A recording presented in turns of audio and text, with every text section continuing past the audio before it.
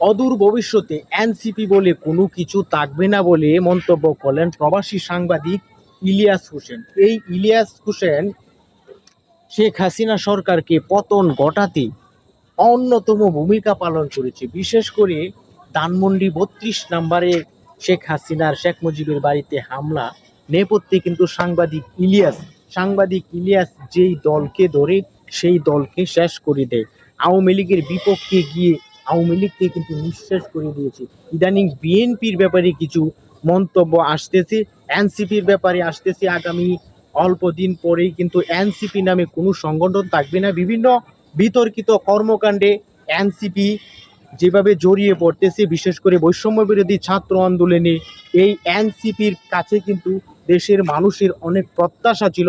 সেই প্রত্যাশা পূরণ করতে ছাত্রদের নেতৃত্বে এই রাজনৈতিক দল সম্পূর্ণরূপে ব্যর্থ হয়েছে।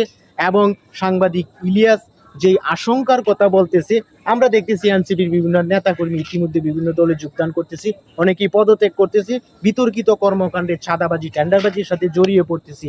এই দিক বিবেচনা করে সাংবাদিক ইলিয়াস যেই কথা বলেছে সেই কথাটি বাস্তবতা দেখার জন্য কিন্তু আমাদেরকে অপেক্ষা করতে